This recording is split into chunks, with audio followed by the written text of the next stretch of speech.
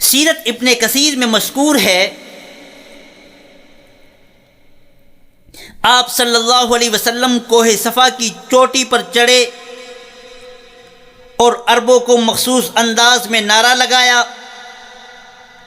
جب قریش کا سارا قبیلہ کوہ صفا کے پاس جمع ہو گیا تو آپ صلی اللہ علیہ وسلم نے ان سے سوال پوچھا، اے لوگو، اگر میں تم سے یہ کہوں کہ پہاڑ کے دامن میں ایک لشکر کھڑا ہے جو تم پر حملہ کرنا چاہتا ہے تو کیا تم میری اس بات پر یقین کر لو گے؟ وہ بیک زبان بول اٹھے، جربناک مرارا بل وجدناک صدقا، اے محمد، ہم نے آپ کو بار بار آزمایا لیکن آپ نے آج تک ہم سے جھوٹ نہیں بولا۔ جب سارے اہل قریش نے آپ پر اعتماد کا اظہار کیا تو آپ صلی اللہ علیہ وسلم نے فرمایا، لوگوں میں اللہ کا نبی ہوں، میں تمہیں اللہ کے عذاب سے ڈرانے کے لیے آیا ہوں۔ محترم حاضرین و سامعین، آپ اندازہ تو کیجئے، منصب نبوت کا تعارف کرانے کے لیے آپ صلی اللہ علیہ وسلم نے کیا ہی حاکمانہ انداز اختیار فرمایا۔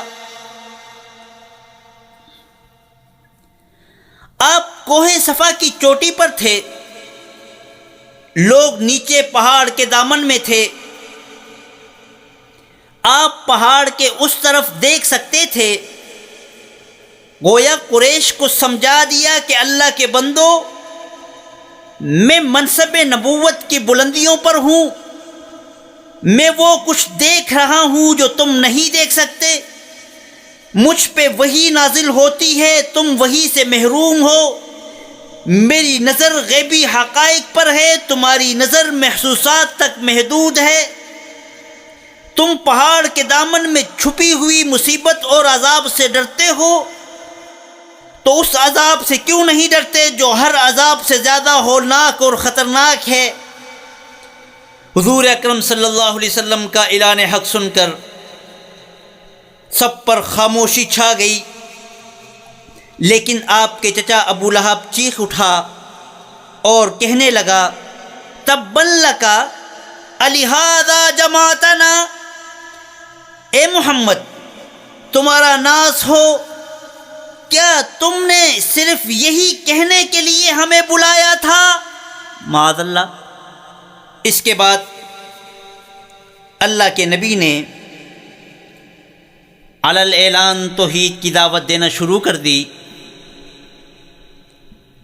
آپ نے انہیں انداز بدل بدل کر سمجھانے کی کوشش کی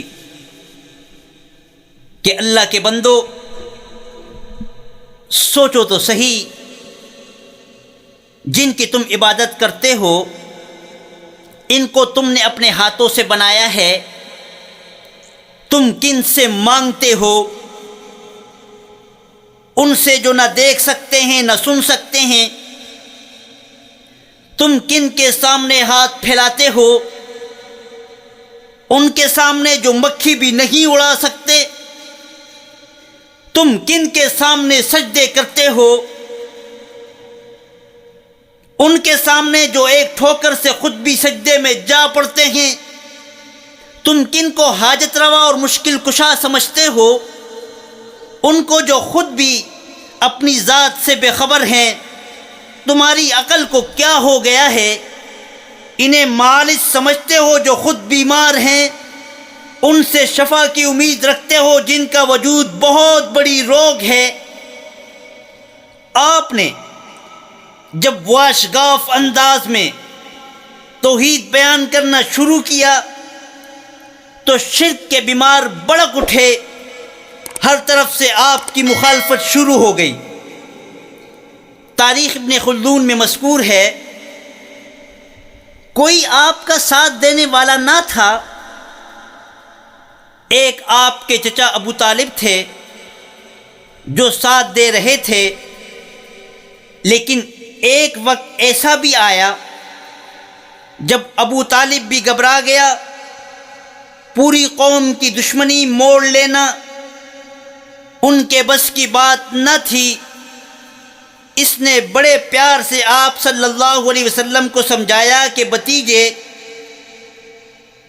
میری جان کا بھی خیال کرو، اپنی جان کا بھی خیال کرو، مجھ پر اتنا بوجھ نہ ڈالو جس کو میں اٹھا نہ سکوں۔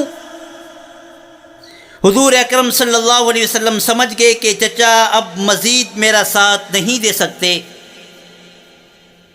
آپ نے جوش ایمانی سے فرمایا، چچا جان، خدا کی قسم، اگر یہ لوگ میرے دائیں ہاتھ میں سورج اور بائیں ہاتھ میں چاند لا کر رکھ دیں تو اس کے بدلے مجھ سے یہ مطالبہ کریں کہ میں اس کام کو چھوڑ دوں تو بھی اس کام سے باز نہیں آؤں گا۔ اب تو بس دو ہی راستے ہیں، یا تو اللہ تبارک و تعالی اس دین کو غالب کر دے یا پھر اس کوشش میں میری جان قربان ہو جائے، اور کوئی تیسرا راستہ میرے پاس نہیں۔ میں حق کے معاملے میں کوئی سودا بازی نہیں کر سکتا۔